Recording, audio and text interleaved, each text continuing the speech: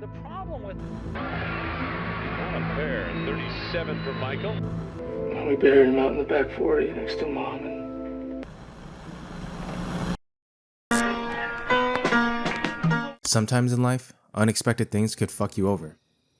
Your plan fails, you didn't get the promotion, your tire blows up, and yeah, sometimes these things are not exactly your fault, but it is your job to take on the responsibility. You also can't even possibly account for all the things that happen to you, and when these things happen, it's not exactly a direct action that start the issue, but when you carry on with your life with the philosophy that these things are happening to you and not because of you, you lose control.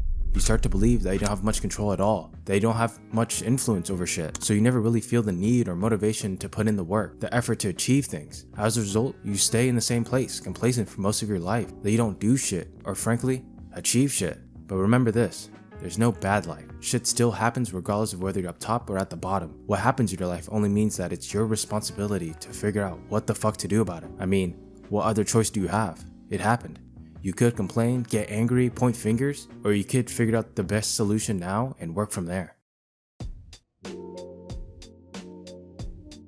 For some reason, people think that success requires the most extreme amount of discipline, hard effort, let alone suffering. I mean, it's kinda true, only to some extent. It's not really the case. I mean, if you do something hard for a long time, then I'm willing to bet that it wasn't as hard as the first day. Hear me out. You start a game, stupid tough to understand, but after some time, it makes sense. You understand it. You like it now. Or you go to the gym and the first time seems overwhelming, but after a few years, I bet that it's no longer a challenge. Shit, you probably enjoy it now. In all reality, you probably only need a couple of months or weeks of hard work. And after all this, as long as you keep the momentum, you stay moving forward, even if you fall forward. Unfortunately, the same principle applies to the opposite. Shit decisions over time turn into shit habits, and then turn into shit situations, and now you can't do shit. Momentum is a great tool. You can build something great, or you can destroy what's already great. So on the days when you don't feel like doing what you need to do, just try to keep the momentum. Don't want to read? Listen to a podcast. Or don't want to go to the gym? Go for a walk, something. Don't lose it. Don't fuck yourself over. Because if you don't,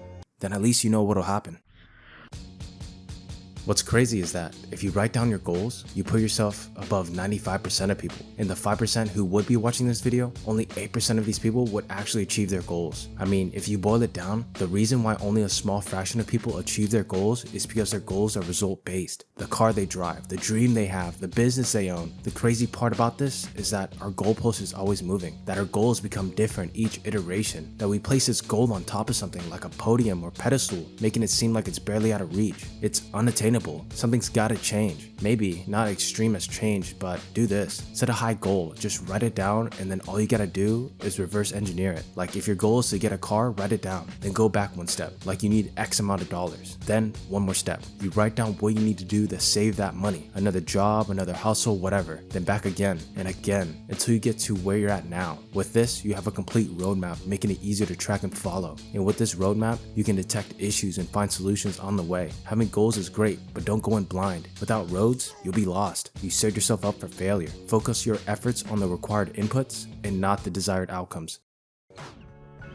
I'm willing to bet that in most of your life, you've done enough thinking. You know what to do or where to go, and you know what to do to get there. But for some reason, we look for more answers, more evidence to push for it, almost as if it was safe to do so. We overthink, overanalyze, over-research, and by the time we're ready to start something, really, we've been ready all along. You could have done it a lot earlier. If you had to take one thing from this video, is that just fucking do it. Just trust yourself. Just trust the strategy that you have in your brain. All of it will work if you just start fucking doing it. You're not dumb. You know what the right answers are, and the worst thing that you can do is to not do anything at all. If you got something in front of you that needs to be done, just do it. Don't think about it. If you do, you'll probably find something just to not do it. Just take the first step, because really, that's probably the only hardest part of it, to be honest.